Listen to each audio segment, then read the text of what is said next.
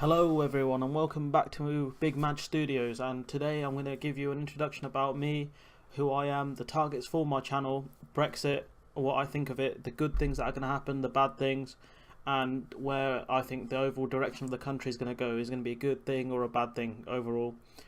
I'm going to be talking about all the different political parties such as the Green Party, Labour, Conservative, what I would do in their position and how I would try and tackle the next couple of elections.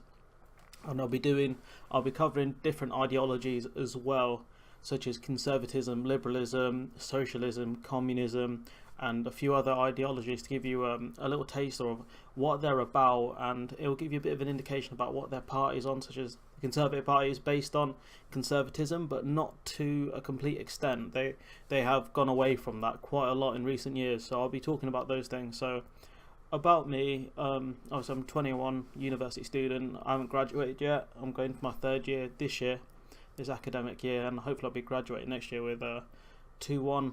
That's the dream. So I've been following politics since year 11, so it's been quite a few years now. It's been really interesting for me to learn about all the different political parties, ideologies, and things like that. And politics is interesting because it encompasses so much of the world, so much inside a country and society. You know, how much tax we pay, how we can drive, essentially, the do's and don'ts of certain things in society. And that's really interesting me inside politics because it does encompass a lot of things: education, fees we pay for university, so much more, minimum wage, how we live, housing, the cost of housing. Politics affects a lot of that. So politics is always interesting me because it encompasses so much inside a small area, which is essentially, you know, the House of Parliament, the two houses, the upper house and the lower house, or however you want to define it. So that's why I'm interested in politics, and I want to make a channel just to help other people learn about politics, I guess, and maybe I'll learn a few things along the way through doing research just to make videos. And obviously I'll have disagreements with other people, and then if they're right in the end, then I change my ideas, and you know, I can move on from that. So that's a couple of reasons why I'm making the channel. My targets for the channel is probably to hit 1,000 subs by December, maybe. I don't know how ambitious that is because some YouTube channels blow up quite quickly and some very slowly and some don't at all. So I guess it will depend on how good my content is, how often I upload, and other factors such as are people interested in politics, can they actually find my channel. So my target's about 1,000 subs, maybe a few hundred views or whatever. So I'm not sure how modest or how ambitious that is, but I'll give it my best go. In terms of for Brexit, there'll be a positives video, so we're free from a lot of the EU regulation, which people see as red tape. Excuse me. So we'll have a look at that. We'll be looking at, you know, we can potentially cut VAT to below 15%, even though it's at 20%. That's the government's thing, really. It's not down to the EU to an extent. We'll be saving a lot of money from the money we give to the EU, the 350 million, which never was. It was about, I think, 250, which is still a substantial amount of money. So we'll be saving that much, but then businesses may have to pay tariffs, or we'll see what the deal we get. There's no guarantees of a good or bad deal, or a no deal as they portrayed it, because we don't know what's going on at the moment. It's all hush hush. So that's going to be a thing. Obviously the bad things, such as, you know, we've sort of annoyed a lot of the other European leaders. They might not particularly want to give us a deal, but I don't think they'll have much choice, given how big our economy is and how much we rely on each other, because we're interconnected. There's no, you know, if they ditch us or whatever and they try and give us a crap deal, then it is going to affect a lot of the different economies, and I'll be going into detail about that in the later videos that I create. And then I'll be giving my overall opinion, you know, how did I vote, why did I vote the way I did, and then the overall direction the country is going to go in that I think could potentially happen. So that's the things I'll be looking into, the different parties I'll be looking at. You know, if I was, say, Jeremy Corbyn, which direction would I go with the Labour Party?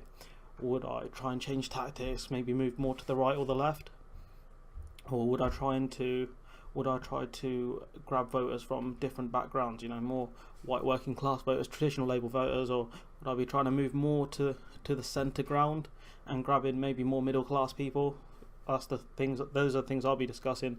With the Conservative Party, would I be trying to go for the populist angle, which they seem to be going at, trying to grab left-wing voters as well as, you know, business owners, middle class people? And even, you know, the SNP, the Green Party. I'll be covering all a multitude of parties within like a mini series. And then finally, the ideology series, I'll be going in depth as much as I can into conservatism, into liberalism, and I'll break it down to classical liberalism, which is, you know, the free speech angle, which people believe that they should be able to say what they want because we're all rational people, human beings are rational. Not the case, but I'll be going into detail about that. And also neoliberalism, the newer form of liberalism. So that will encompass cutting down business regulations, because again, we're rational people and we wouldn't want to crash the economy or, you know, to take high risks or whatever. Or neoconservatism, which seems to be aimed at invading every single country we can and spreading the seeds of democracy and whatever else. Also, of course, socialism hasn't really changed too much. I don't think communism, those two ideologies haven't changed that much at all, apart from this democratic socialism, which, you know, the Bernie Sanders and sort of Jeremy Corbyn of this world, that's the sort of angle they go at. So they're the things I'll be discussing on my channel. So I won't say this very often, but always like if you agreed or enjoyed the video, dislike for the opposite, and then in the comments below always talk about what you thought about the video, talk about what you thought about my own opinions, and, you know, is it a non-story I'm covering or whatever. And always remember, you know, I don't want to flame war in the comments, because that's pointless. No point calling people an idiot and whatever. What I want to see is people having an honest ideological discussion, sort of like what Ron Paul used to do. He used to be very ideological and he used to give his reasons based on his ideology, similar to Bernie Sanders or Jeremy Corbyn. They're not pragmatists. They have their ideology and they go for it like that. So I know my setup's a bit dodgy at the moment. I'm literally using my camera flash and a lamp, but just wanted to add that I will be getting some better stuff later on in the year. And I just want to finish by saying, if anyone wants to do any collaboration videos on politics or football, I'd be up for that. Any debates or discussions they want to have, feel free to email me. I'll drop my email in the bio of my channel, and that way you can contact me if you wanted to. And if anyone else, just put something in the comments. So I guess I'll see you guys in the next video.